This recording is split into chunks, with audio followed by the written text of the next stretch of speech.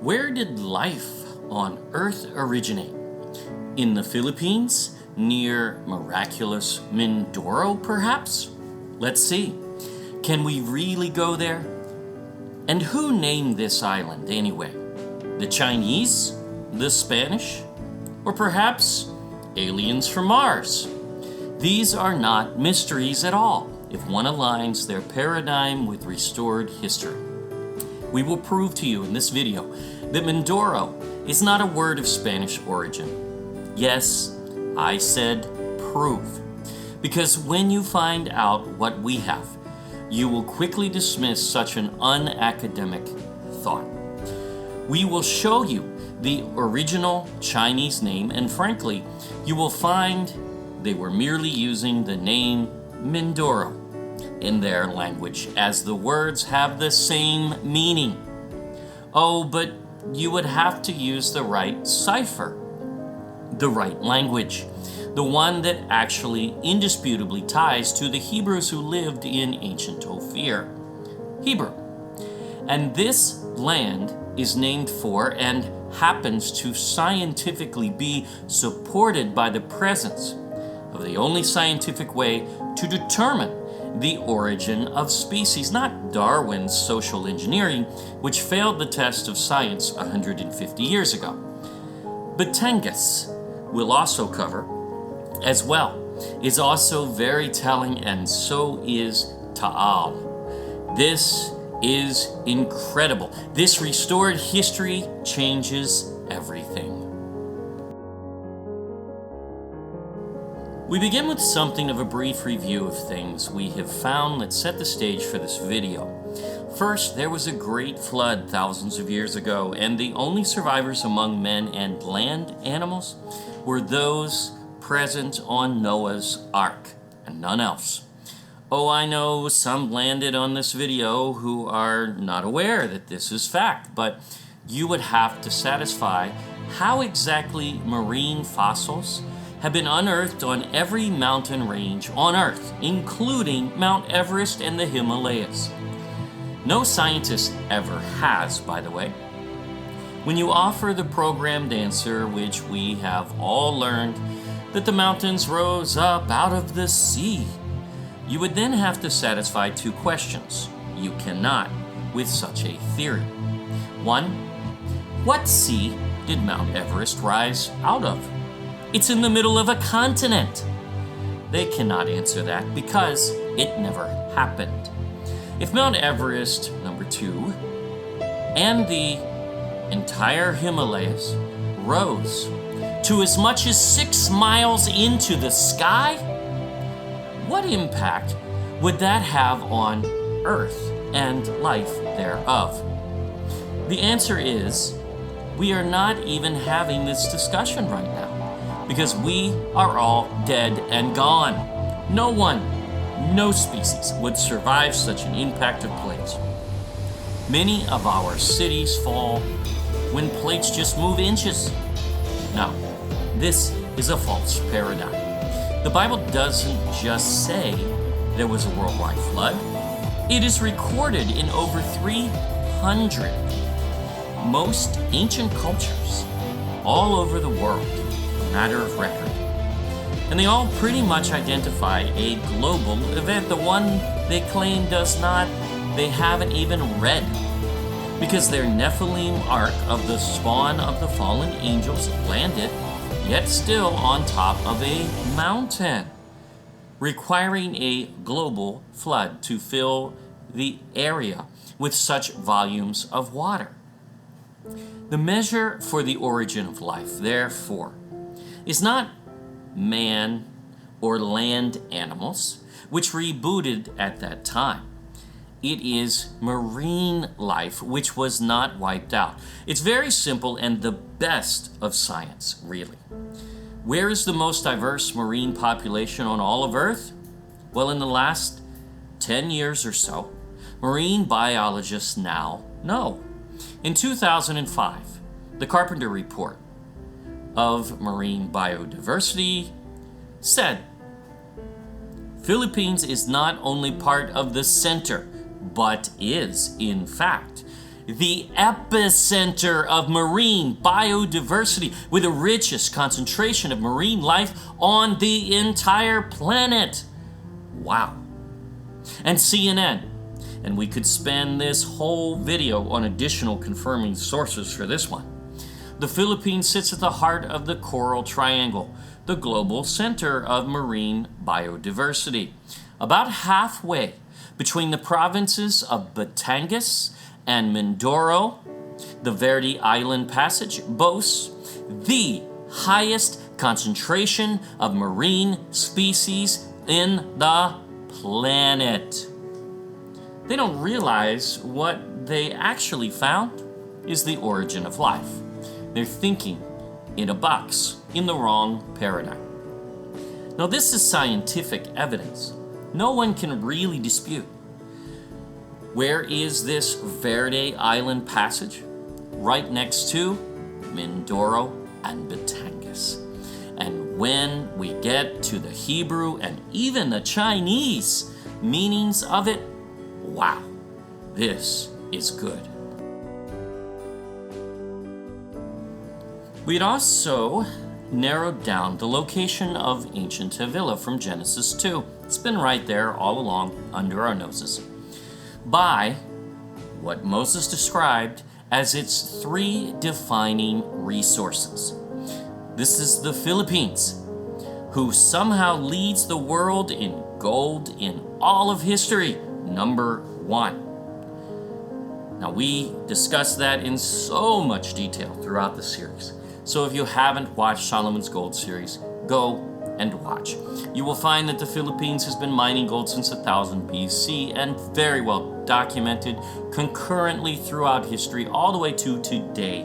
And even this very day, after 3,000 years of mining, the Philippines, according to NASA, the mining companies, the Fraser Institute, Forbes magazine, the New York Times, and many others, is number 2 on all of Earth in untapped gold deposits to this day. So it has more gold in the ground with its little 300,000 square kilometers in size than China in its 9.5 million square kilometers. Are you kidding? Even South Africa, who leads, has only been mining gold in a gold rush for about 100 years, compared to 3,000 for the Philippines, yet the Philippines is still number 2. Now, the next was pearl, with no second place on any of Earth, even close, as the Philippines is number 1. Since the 1930s, since they've been keeping the Guinness Book of World Records, especially, initially recorded the largest pearl as 15 kilos. Today, the largest pearl is 34 kilos, found in the Palawan Sea, as was the one in 1930s. So, the Philippines has led, not only in the 1930s, but all the way through history since it's been recorded to this very day. No land on all of Earth has found pearls in this size. And that alone tells you that these are very ancient, because a pearl takes many years to form. It leads the world, number 1, in both of those categories. And the final category is the onyx stone. Onyx and marble stone, such as the Egyptian alabaster, which has been tested to not be what we think is alabaster, but actually onyx. Now, the strongest onyx and marble stone on all of Earth is not in Italy. It's in Romblon, Philippines. Actually, right next to Mindoro and Batangas. Imagine that. How can the Philippines be number 1 in all 3 categories in the criteria that determines this ancient land of Havilah, the ancient land of Adam and Eve, because Havilah is a direct variant of the name Hava, which is Eve's actual name, or Hebrew name. And it means childbirth, essentially. That's Eve's curse from the Garden of Eden. And also where the very first child was born, in fact. And that is all the Philippines. The Book of Jubilees then equated ancient Havilah, where Adam and Eve were exiled after the Garden of Eden, as the land of creation. So we found the very origin of life two different ways, scientifically and in Scripture. It's right there in Genesis 2, of all places. And we now know that Genesis 3:23 was literal when it says Adam would return to work the ground from whence he was taken. Exactly. The soil from which he was created, the land of creation itself. What is it about this Mindoro, though? And why would we create this video? This will blow you away. In past times, it has been called Ma'i or Ma'it, actually pronounced Ma'i still, according to many of the Chinese records, by Han Chinese traders. Indigenous groups are called Magyans, according to the late historian William Henry Scott, an entry in the official history of the Sung Dynasty for the year 972 AD mentions Ma'i as a state which traded with China. Other Chinese records referring to Ma'i or Mindoro appear in the years that follow. Now, there are many other sources that agree on this overwhelmingly, but since there are detractors, let's go ahead and deal with this quickly. Is Mindoro Ma'i? The first Philippine tribute mission to China appears to have come from Butuan on the 17th of March 1001. Butuan, or Putuan, interesting, is described in the Sungshi Sung history as a small country in the sea to the east of Champa, farther than Ma'i. Therefore, by these directions, Ma'i is on the way to Butuan, and Mindoro fits that much better than the alternative out there, which is, some say that Laguna, which was Ba'i, or however one pronounces either of these Chinese words, who knows, which is inland and much further north. So it doesn't make sense to say that, oh yeah, they went to Laguna on the way to Butuan. Huh? Laguna's not on the way to Butuan, it's inland. It doesn't work. Mindoro, however, you run right into on the way to Butuan. So what does this mean in Chinese anyway? First, this history is recorded by the Han Dynasty, so what was their main language? That's the question. There's several dialects of Chinese, right? So which was it? It was recorded as Mandarin. So most of the other Chinese dialects render this word appropriately, though, as well. As they render it, you see to the bottom right, as to buy or to sell or to trade, essentially. And that's definitely what they went to Ma'i to do. So it fits perfectly. However, when you look at it in its original language, this tells the whole story. Remember, Mindoro is the heart or the lifeline of the earth, boasting the highest concentration of marine biodiversity on the planet, thus the land of creation, the origin of species. Now, let's look. In Mandarin, this word means pulse, arteries, and veins. Lifeline and artery are the actual two pictographs in form here in this letter. What? You've got to be kidding! The Chinese knew this was the area of creation? Likely, they were actually just rendering the word Mindoro because that's what it was called. And wait till you see what it means. Not in Spanish, as it's meaningless in Spanish. We'll show you. It doesn't work. There is no Mina de Oro anywhere on any map. You will not find it. The Spanish did not call this Mina de Oro. They called it by its original name, Mindoro from their very first visit. They never renamed the land. They never said they renamed the land. It doesn't work. But I'll tell you what this does work in. It works in Hebrew perfectly. We'll show you. Where some are getting confused is with their timelines, as later the Chinese continued to refer to the Philippines as Mai, though they were then trading in Luzon, which is right next door to Mindoro.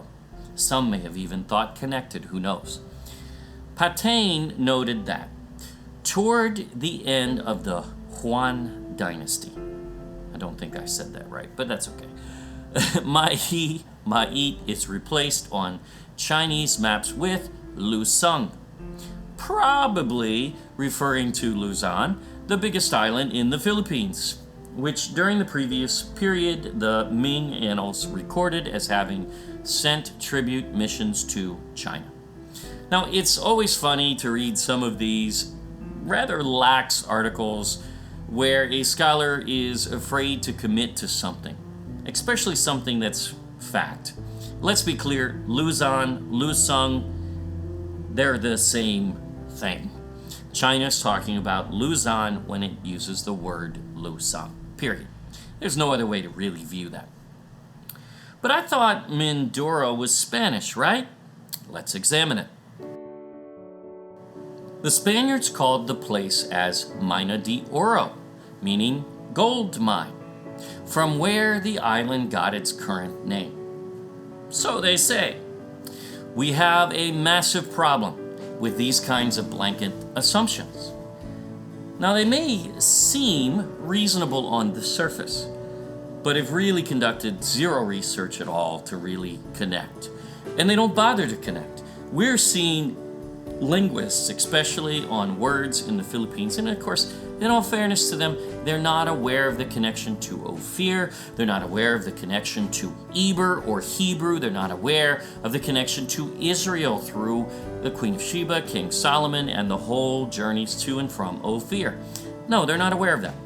And we understand that. However, they really just kind of wallow in this land of nothingness where they don't prove anything and they just kind of say, oh yeah, that looks similar. Yeah, that must be. Oh, that must be. Oh no. And then eventually they write like this. The Spaniards called the place as Mina de Oro.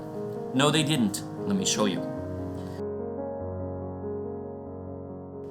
The earnest conquest of Mindoro began in 1570 in the district of Mamburao, when Juan de Salcedo subjugated the inhabitants under the Spanish authority. The early names of Mindoro were Mai and Mina de Oro. So there you have it again. Again, they just say it as if it's fact. Is it? Let's see. The latter is a contradiction of the Spanish description of the phrase, which means gold mine. No, they do recognize that. Wait a minute. If it's a contradiction, did they really call it that? If there were no gold mines? Think about it.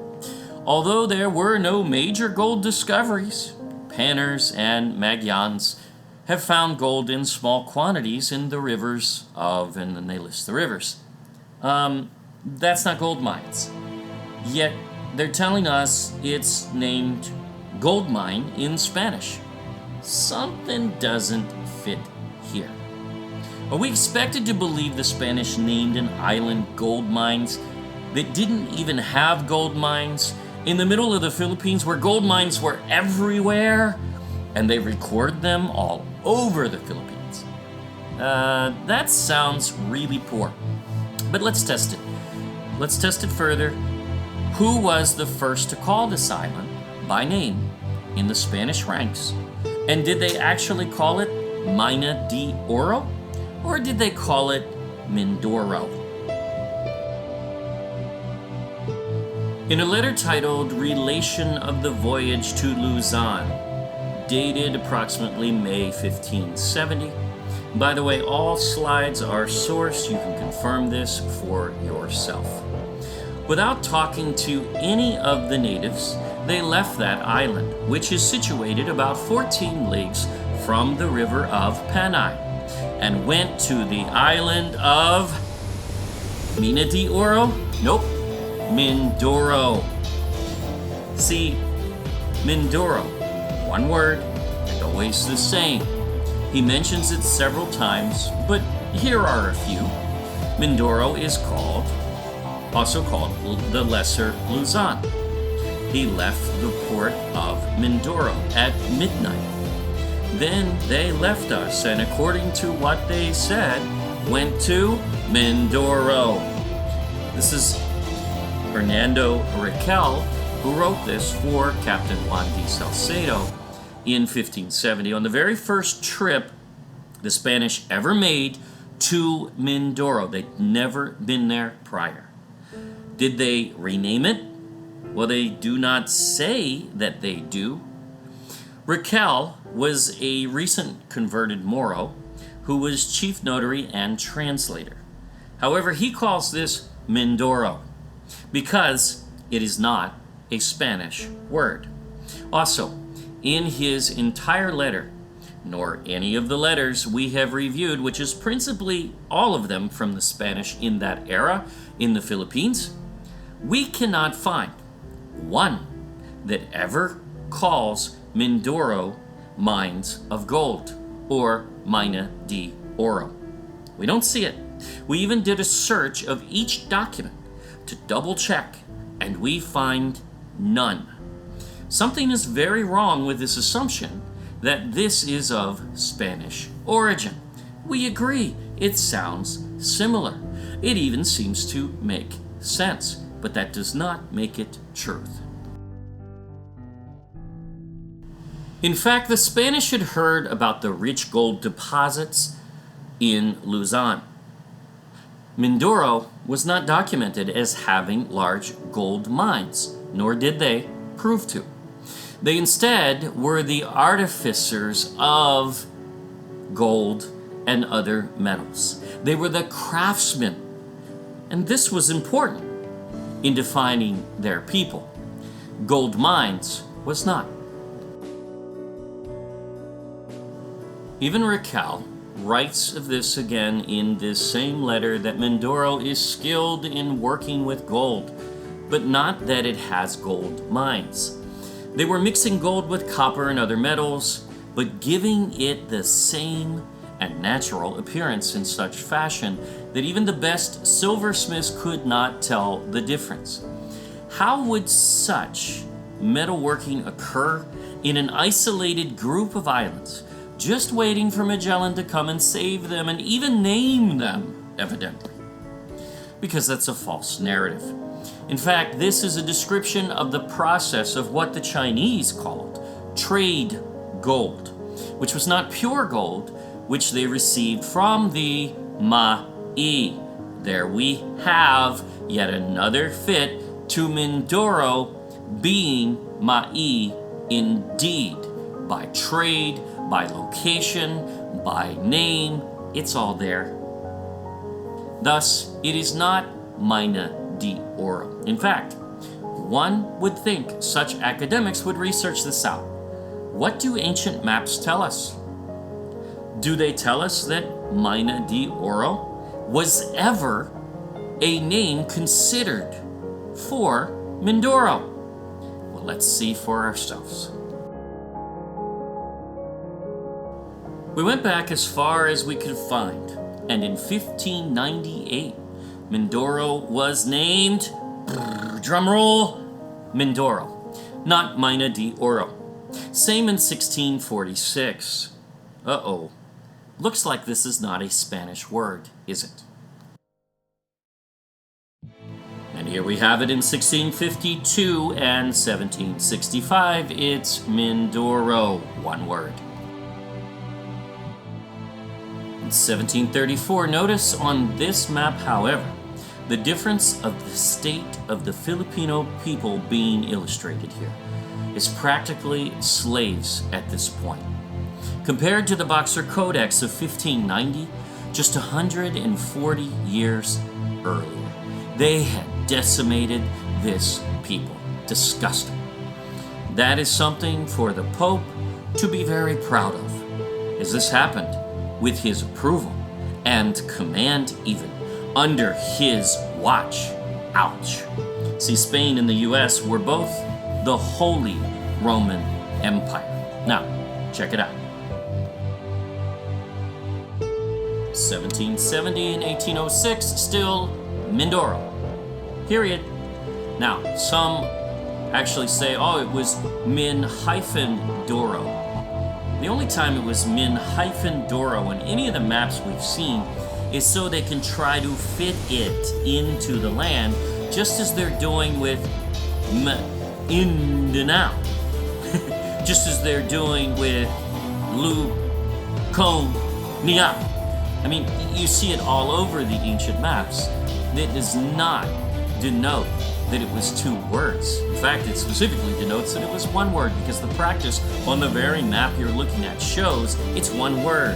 It's hyphenated because it's on a different line, because they're trying to squeeze it into the landmass. Now, we cannot find a map whichever renders this is Mina D oral. Maybe you can. We're open. Send it to us. And that's still a pretty short name, by the way, with really no need to condense it anyway. Nor did the Spanish practice such, as they had no issue with much longer names at times, indeed. 1810, 1855, still Mindoro, and even the Mindoro Strait, not Mina D Oro. And finally, here's 1856 and 1893, still there, and never Mina D Oro. Never two words, Mindoro. Not in that sense. It's one word, Mindoro, is the way that it was always fashioned, and it was not Spanish. One other quick thing, they tell us Ma'i originates in the Tagalog family name Gatmatan. I probably said that wrong. And where did that come from? Well, once again, if you look at it in Hebrew, this appears to be one of Hebrew origin. Gat in Hebrew means wine press, and matan means gift. Wait a minute. One of the things the Chinese mention the Ma'i, or Mindorans, are known for is its wine. Literally, the gift from the wine press in Hebrew. Not from grapes, though, but sugarcane and palm wines, specifically. Among the extensive list of trade items the Chinese mention, some identify really with Ophir and Tarshish, such as lead, iron, gold, ivory especially. Notice pearls, cotton, and they even made their own salt by boiling seawater. That's definitely Filipino, and wine of fermented juice of sugarcane. The Filipino basi and tuba as well. Okay, let's get to the real meat here. Mindoro is the center of marine biodiversity. We showed you that. In the area of the land of creation. And it's Hebrew. Min in Hebrew means from, of, than, compared to what? Kind or species. What? Now, Doro means generations, or without the T, generation, singular. Look at this. Miraculous Mindoro definition, species of the generations. This is because it is the land where all life originated, and it's right there in that name in Hebrew, accordingly. Originally Hebrew, and the Chinese picked up the same name in their transliteration somehow. Imagine that. Miraculous Mindoro indeed. And it's part of a nation bearing a similar name as well in Hebrew. The local name of the Philippines is Pilipinas. Pili means miraculous in Hebrew, and Pina is the very Hebrew word used in Scripture to refer to Messiah's coming, even as he is our chief pinah, cornerstone, the miraculous cornerstone of creation, the miraculous cornerstone of life, who will rise again in these last days in prophecy. Wow, this is amazing. Now let's address Batangas as well. The Verde Island Passage, the center of marine biodiversity on all of Earth, or what scientifically can be called the origin of species. No, not Darwin's fraud. Runs between the island of Mindoro and Batangas. Now look at the map. This is odd. Batangas appears as a face on the map, literally looking down right at this center of creation. Imagine that. Notice, for future reference, to the right is Ramblan, the origin of the very strongest onyx stone on earth from ancient Havilah. Also in Havilah is pearl, and the largest found just to the southwest area of Mindoro in the Palawan Sea. And gold, well, that surrounds everywhere in the Philippines surrounding Mindoro. These are not coincidences. Batangas, or Batangan, means raft in the local language. But what may be its origin? Again, with the connection, as Hebrews from Eber came to the Philippines, and Israel as well from Solomon on traded with the Philippines. And we've even discussed lost tribes of Israel recorded in history by Columbus, Pharisal, and others, actually recorded as migrating to the Philippines. Now this makes far more sense in Hebrew as Batangas. Ba means boil. Interesting. What could that mean? Tan refers to a dragon specifically in the sea. The Bible calls him Leviathan, not a whale nor a plesiosaurus. No, he's a dinosaur, all right, created on the third day of creation, according to 2nd Esdras, and he's also in Job especially. And he's in Scripture, actually, even in the end times he's mentioned. Finally, the third portion is Gan. And we know that as the Hebrew word used in Gan Eden, or translated the Garden of Eden. This boils down to, pun intended, Leviathan boils by the garden. Wow.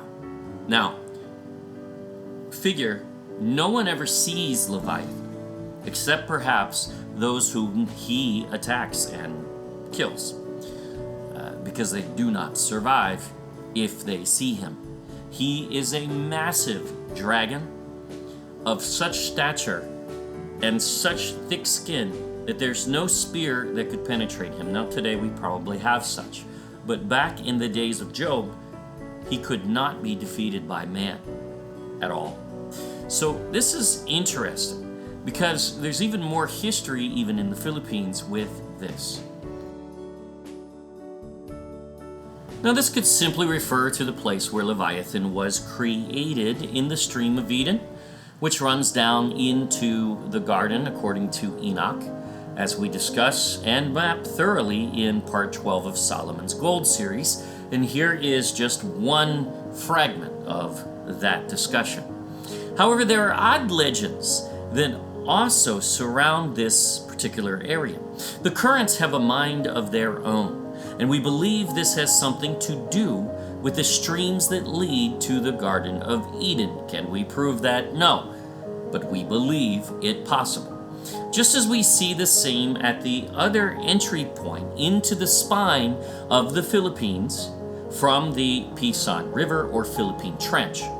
It divides into 2 streams and then 4, which wind about and run down into the garden. We experience similar legends in Surigao on the other entry point of the spine of the Philippines, right by the northern tip there of Mindanao, where many ships are recorded to drift uncontrollably all the way over to, of all places, Camiguin Island. Yep, that would be what we identify as the Mount of the East, as we prove out in part 12e. Coincidence? We think not. In fact, there is a legend of the Ramblan Triangle, like the Bermuda Triangle, and it is even recorded in this area around Ramblan and Mindoro by the Spanish, who had a hard time navigating their times.